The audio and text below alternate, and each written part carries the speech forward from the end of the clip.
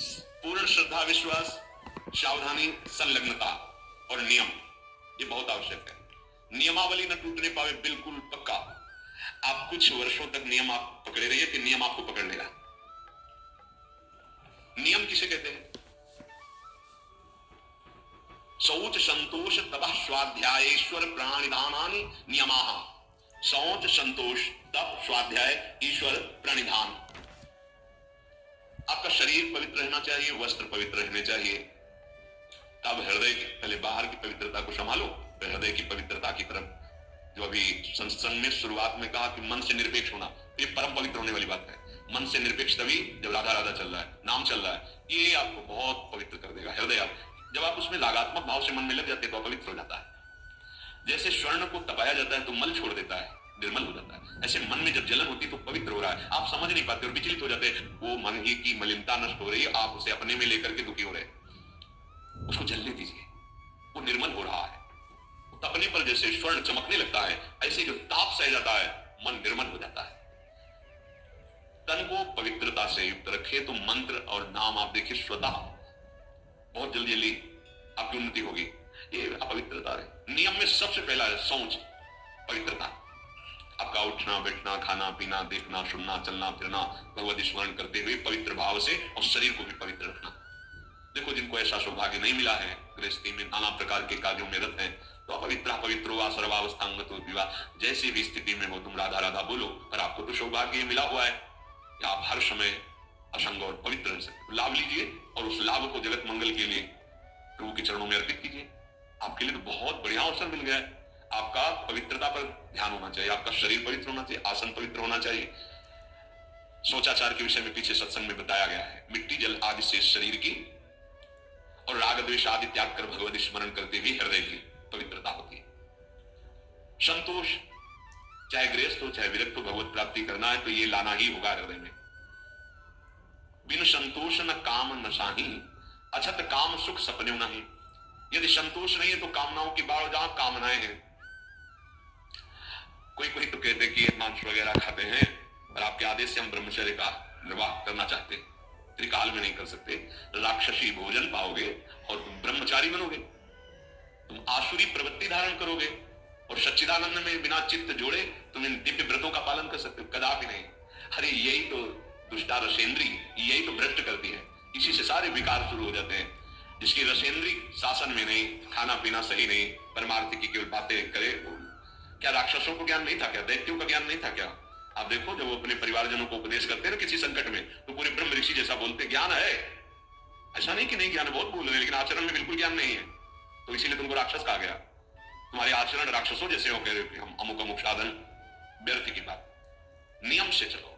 शौच, संतोष, भगवत कृपा से जैसी भी परिस्थिति तुम्हें दी गई है, जो भी धन भोजन परिवार जैसा भी या विरक्त मार्ग जैसा, संतुष्ट रहो। जथा लाभ संतोष सदा काहू सु कुछ। बड़ा शांत मार्ग है, बड़ा गंभीर मार्ग है, बड़ा सहनशीलता की जरूरत है।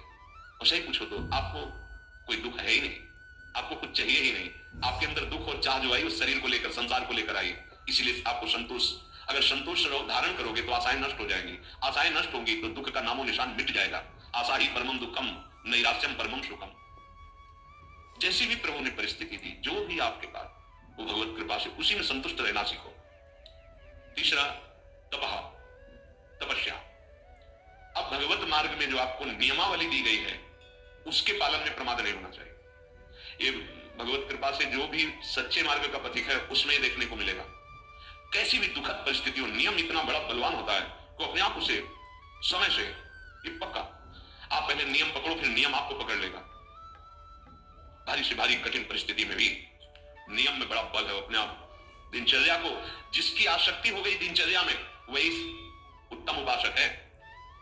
अगर 3 बजे से आपकी दिनचर्या है तो 2:45 बजे आप आके बैठ गए। 6 बजे जाना है तो 6 के बाद प्रणाम करके सबसे नाम जप करते थे। ऐसा नहीं कि हम फिर 4:30 बजे आ जाते हैं, 1 घंटा गए तो हम हैं। ये दिनचर्या नहीं, ये प्रमाद है। जिस समय जो आपकी दिनचर्या बन रही है, देखो आजीवन 2 बजे नींद त्यागने का गुरुदेव ने बचपन में अभ्यास बना दिया। समीप ही वो आप तखत पे शयन करते, समीप उठ 2 बज गए, माला ले बैठ जा।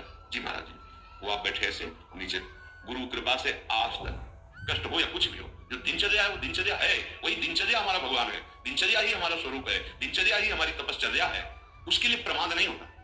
अगर शरीर में जान है तो दिनचर्या में बाधा नहीं पड़ती। देखो बड़े बड़े सिद्ध महापुरुषों को देखो, श्री सनातन गोस्वामी जी वृंदावन से गिरिराज जी की परिक्रमा रोज लगाने जाते। जब वयोवृद्ध हो गए तो गिरिराज जी लालजी महाराज प्रकट हुए और कहा बाबा देखो हम तो हर समय आपके मानस पटल पर छाए रहते हैं, आपका शरीर वयोवृद्ध हो गया, आप काहे को आते हो, अब आपको परिक्रमा की क्या जरूरत, अब मत आया जी। दूसरे दिन फिर पहुंचे। लालजू ने कहा था बाबा क्यों आ गए आप, हमें पीड़ा होती है, आपका बहुत वृद्ध शरीर। तो प्रभु रहा नहीं जा रहा है, वो शरीर का एक अभ्यास बन गया, रहा नहीं जा रहा है। तो वो आज भी श्री राधा दामोदर जी ने चरण चिन्ह गोकापुर बंसी लकुट ये चिन्ह रख के दिए कि आप वही 4 परिक्रमा कर लो, पूरी गिरिराज जी की परिक्रमा का स्वरूप हो जाएगा। हमारी बात मान लो, हमारी प्रार्थना मान लो। प्रभु कह रहे हैं जब आप अपने समय, तो जो आपको कष्ट मिल रहा है, तपश्चर्या किसे कहते हैं, जो आपको कष्ट सहन करना पड़ रहा है, मान लो 2 बजे किसी को नींद ना आती हो तो 2-3 बजे तो आ ही जाएगी, 4-5-6 आराम से ठंडा मौसम हो जाता है, बढ़िया। यहाँ 1:30 बजे से शुरू हो गया है। अब जो नींद का समय तो इसमें जा रहा है। अब ये जो कष्ट आपको सहना पड़ रहा है, आपकी भारी तपस्या हो रही है, आपके दुष्कृत नष्ट हो रहे हैं रोज का रोज आप। और हम सिद्ध महापुरुषों को देखा है, ये 2 बजे की दिनचर्या बड़े बड़े सिद्धों में देखी। चैनपुर में तो स्वामी श्री मग्नानंद से 2 बजे पूरा परिकर सहित 2 बजे। अरे भगवत प्राप्ति के लिए जीवन मिला, सोने के लिए थोड़ी मिला है, थोड़ी देर विश्राम कर लिया, लग गए दिनचर्या में। जब ज्यादा शिथिलता हुई तो दिन में 1-आध घंटा विश्राम कर लिया। भगवत प्राप्ति करनी है, यहाँ सो के समय थोड़ी गंवाना है, यहाँ भोगों की भूल भुलैया में थोड़ी फंसना है, प्रभु के पास चलना है, अपने स्वरूप में स्थित होना है। तो जो आपको नियम मिला उसमें, वो नियम ही क्या जिसका निर्वाह न करो, और निर्वाह करने में तो कष्ट मिलता ही है। नियम पूर्वक कोई कार्य किया जाए तो फिर कष्ट कोई परवाह नहीं की जाती है, और कष्ट ना हो तो नियम कैसा। नियम का वही मतलब है कि कितना भी कष्ट आवे आपका नियम नहीं टूटना चाहिए। साधक की ऐसी दिनचर्या होनी चाहिए। इस समय तो सत्संग में होंगे, इस समय तो श्रृंगार में होंगे, पूरी जीवन